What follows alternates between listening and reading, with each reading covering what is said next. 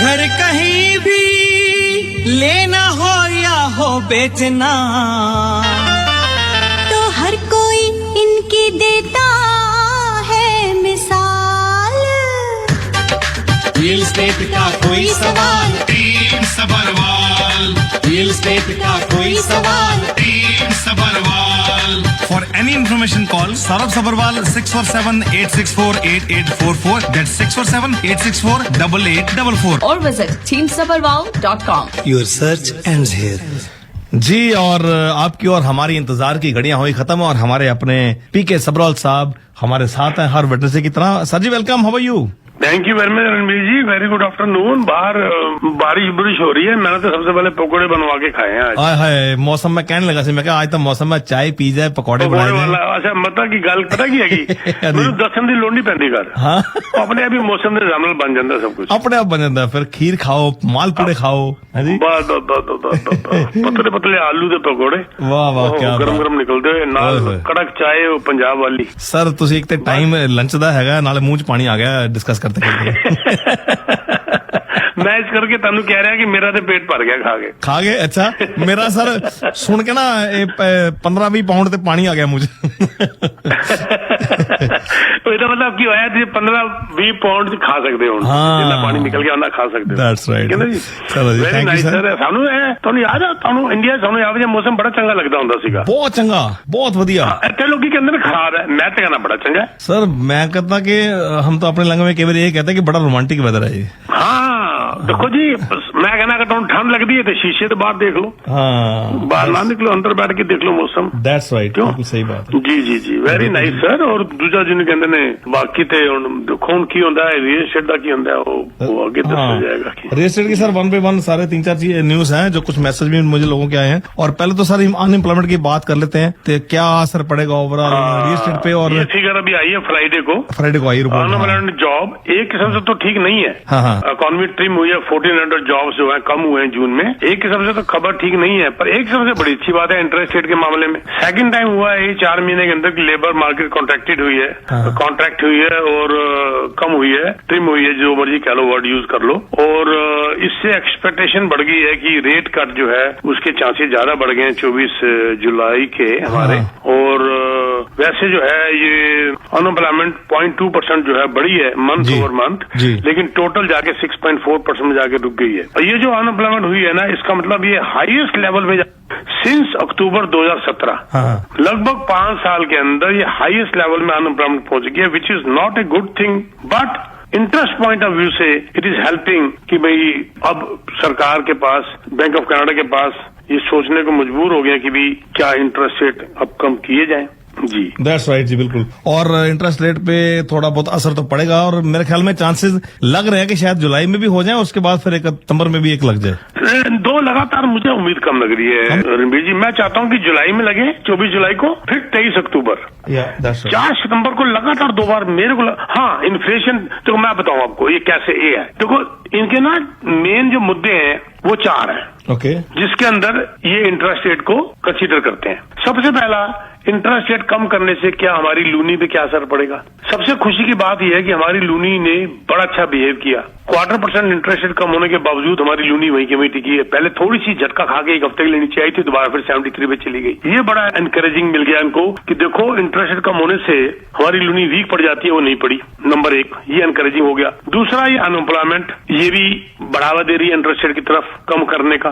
तीसरा, सरकार ये भी सोच रही है, बड़े ध्यान से सोच रही है कि ये ना हो कि मार्केट जो रियल एस्टेट की है इसका बड़े बुरे हाल में है, ये ना हो कि और बुरा हाल हो जाए। तो ये सोच के वो इंटरेस्ट रेट को थोड़ा सा गिराने की कोशिश करेंगे, क्योंकि थोड़ा सा ईज आ जाए, पर इतना भी नहीं गिराएंगे कि फिर वो लाइन लग जाए प्रॉपर्टियां खरीदने के लिए, फिर आग लग जाए। अंदर से सरकार, बैंक ऑफ कनाडा ये भी नहीं चाहता कि रियल एस्टेट के अंदर फिर आग लग जाए। अच्छा, ये तीनों बातें तो ठीक जा रही हैं। जी जी। आखिरी बात रहेगी जो 16 जुलाई को इन्फ्लेशन आना है की रिपोर्ट आनी है। मेरा ये मानना है थोड़ा गैस प्राइसेस तंग करेगा इस इन्फ्लेशन की रिपोर्ट के अंदर, क्योंकि इन्फ्लेशन गैस प्राइसेस थोड़ा ठीक नहीं थे जी मई के महीने में। लेकिन वो पूरा महीना नहीं, आखिरी क्वार्टर के अंदर थोड़े ठीक नहीं थे, आखिरी हाफ के अंदर, नॉट क्वार्टर, लास्ट फोर्टनाइट के अंदर। मेरे ख्याल से अगर इन्फ्लेशन रुक भी जाता है ना, अगर बढ़ता नहीं है, घटता भी नहीं है अगर, तो भी ये 24 जुलाई को मेरे हिसाब से इंटरेस्ट रेट कम हो जाना चाहिए। दैट्स राइट, और let's hope for the best. और बाकी ओवरऑल जो है एक हाउसिंग मार्केट की भी थोड़ी सी बातचीत कर लेते हैं, वो आपकी नजर से क्या असर पड़ेगा ओवरऑल, कैसे रेशो क्या आ रही है, और आने वाला टाइम लग तो रहा है सर, उम्मीदें तो बहुत है, ग्राफ ऊपर जाएगा, बिल्कुल जाएगा। लेकिन इस वक्त अगर मैं आपको बताऊं कि हाल जून का क्या है, worst June for Toronto home sale in 24 year, ओहो, इन्वेंट्री क्लाइम्स। 24 सालों में जून का महीना सबसे बुरा था। यानी कि ये मतलब हुआ कि जो बच्चे अभी 24 साल से नीचे हैं, उन्होंने ये उतना बुरा हाल देखा ही नहीं, वो जिंदगी में पहली बार देख रहे हैं इतना बुरा हाल। उनको पता ही नहीं बुरा हाल होता, अच्छा हाल होता क्या, बुरा हाल होता क्या, क्योंकि इससे पहले बुरा हाल था ना, उनके लिए तो पहला बुरा हाल है। यानी कि ये जो आजकल के बच्चे, जिनको मैं कहता हूँ आईफोन और यूट्यूब वाले बच्चे, और तब ये दोनों चीजें नहीं थी 24 साल पहले, ठीक है सर। तो ये जो है ये वर्स्ट है। लेकिन अगर आप जून कंपेयर करें, लेकिन अगर आप मई से कंपेयर करते हैं इस जून को, तो ये बेटर रहा है।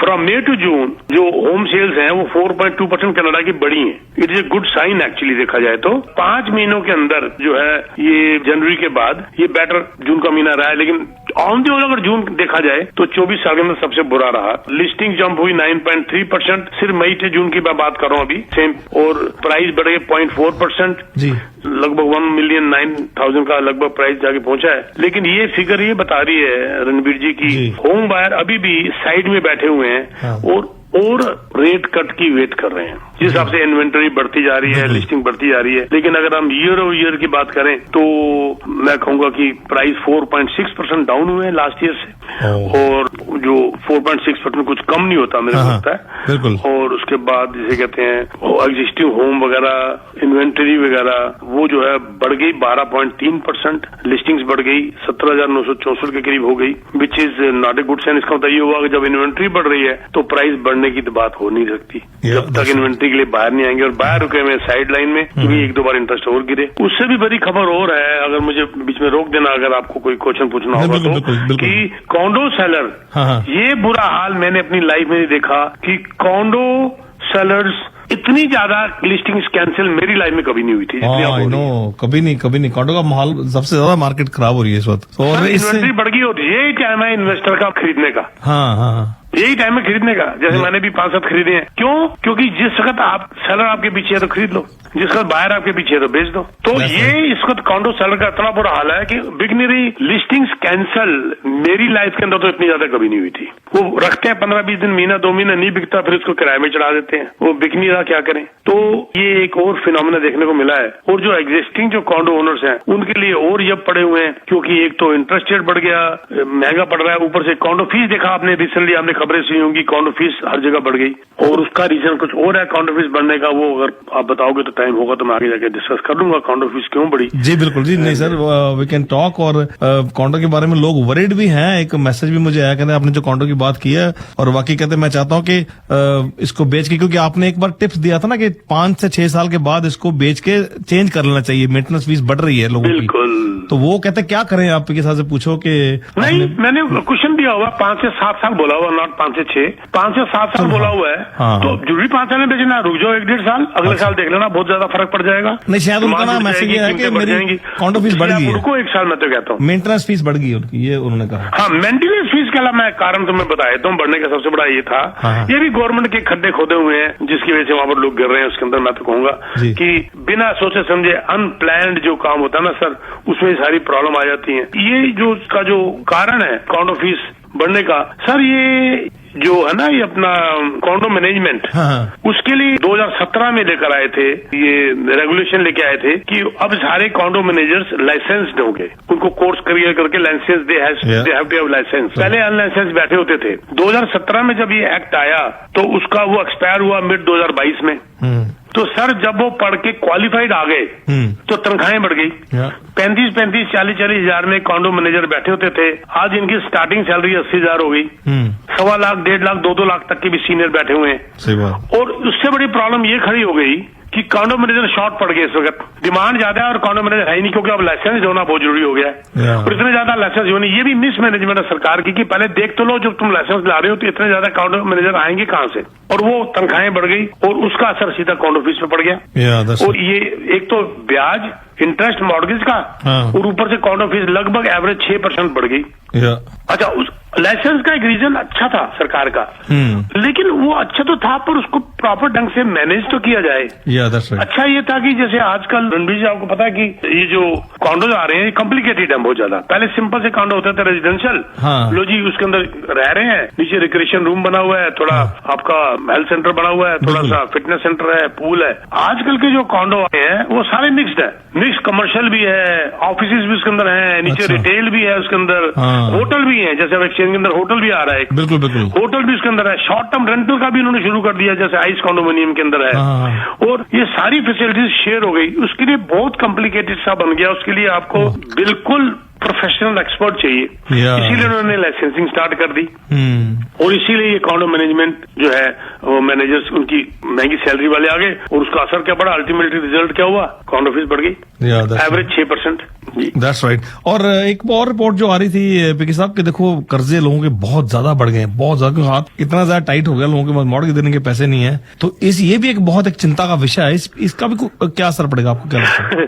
सर आपको एक खबर दूं, बड़ी आपको हैरानगी होगी सुनकर। जी जी। Canadian household now the 3rd most indebted in the world, पूरी दुनिया में। अरे बाप रे बाप, 3rd most indebted in the world. इतने कर्जे कैनेडियन के ऊपर हो गए हैं कि दुनिया के टॉप 3 में से आ गए ये। अरे बाप, समझे? और हमारा कर्जा पता कितना है? हाँ जी, हमारी जीडीपी के बराबर। अरे बाप, मतलब कर्जे में कहा हम बड़े प्राउड से कहा करते थे हम कनाडा से आए हैं, अब कहते हुए शर्म आती है बॉस। हाँ सही बात है।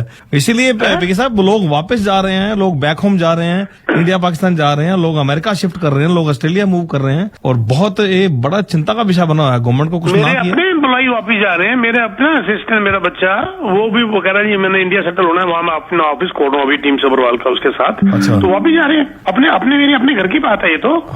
और देखो G7 कंट्री के अंदर हम कहते हैं हम G7 के अंदर आ गए। G7 के अंदर सबसे ज्यादा कर्जे वाले हम बैठे हुए हैं। ओह माय गॉडनेस, देखो टॉप 3 के अंदर आ गए। देखो जिस कंट्री का जीडीपी और कर्जा बराबर हो गया है, तो सोचो हम कितने कर्जे के अंदर डूबे हुए हैं सर। ये सर कुछ ना तो ये और देखो एक और बड़ी इंटरेस्टिंग फिगर देता हूँ उसके अंदर एक और, ये कर्जे पता है कैसे बढ़े? ये भी वही सरकार की कहानी कि फ्री में पैसा लुटा दिया। 0.25% के अंदर आपका पता ही आपको प्राइम रेट था। इतना सस्ता पैसा था कि लोगों ने कर्जे लेने शुरू कर दिए बड़े। ये सोचा ही नहीं कि जब इंटरेस्ट बढ़ेगा तो क्या करेंगे, आज वो बैंकरप्ट हो रहे हैं। तो ये भी जो सस्ता पैसा था, फ्री का पैसा था, उसने कर्जे बढ़ा दिए। अनाप शनाप लोगों ने कर्जे लेने शुरू कर दिए। कईयों ने तो प्रॉपर्टियां ले ली, कईयों ने अपना घूमना फिरना शुरू कर दिया कर्जे लेके घर के ऊपर। और इसके अंदर जो कर्जे सबसे ज्यादा 2/5 हाउस होल्ड जो है ना, 2/5 उन्होंने 55% डेब्ट उन्होंने ही देना है, और ये सब रईस हैं। रईसों ने ज्यादा देना है कर्जा सर, सही बात। फर्स्ट टाइम बायर वगैरह बारो वगैरह उनका पोर्टफोलियो छोटा है। ये सारे पैसे वालों ने ही पैसे का कर्जा ले लेके कई की प्रॉपर्टियां बनाई और कई बिजनेस चलाए। आज वो लोग परेशानी में आ चुके हैं और इन्होंने काम खराब किया। तो ये कर्जा बिल्कुल ठीक बात है सर, लेकिन मैं तो यहाँ पर एक ही बात कहूंगा रणबीर जी की, जो इन्वेस्टर हैं उनके लिए सलाह है, मैं बाकी आई मे बी रॉन्ग, मेरी अपना तरीका काम करने का, उनके लिए ये सलाह है, गर्दन अंदर कर लो, अपने आप को बचा लो। सही बात। अगर उन्हें बड़े भाव में प्रॉपर्टी बिकती है बेच के कर्जे खत्म कर दो। मुझे किसी ने कहा था मैं बेचता हूँ तो मेरे हाथ में इक्विटी नहीं है, तो उतने का तो सारा बैंक ही ले जाएगा। अरे भाई ले जाए बैंक, तेरी किस्तें तो बच जाएंगी कम से कम। That's right. जो तुम महीने का दे नहीं पा रहा 8-10 हज़ार डॉलर की प्रॉपर्टी का, वो तो बचेंगी। बनाई भी तो तूने यहीं से थी, दैट्स राइट, दोबारा बन जाएगी। तो कम से कम तेरा ये टेंशन, रात की नींद उड़ गई थी, वो तो खत्म होगा ना, नींद तो अच्छी आएगी। कम से कम तेरा ये तो नहीं है कि कल 5,000 कहाँ से लाऊंगा तो परसों 10,000 कहाँ से लाऊंगा। और जो लोग बाय कर रहे हैं वो लोग सिर्फ छत के बारे में सोचें, कंपटीशन ना करें, अपनी हिम्मत के हिसाब से छोटा ले लें। यहाँ नहीं ले सकते बाहर निकल जाएं, आउटस्कर्ट्स में निकल जाएं, अगर उनकी जॉब अलाउ करती है या उनकी कम्यूटिंग अलाउ करती है।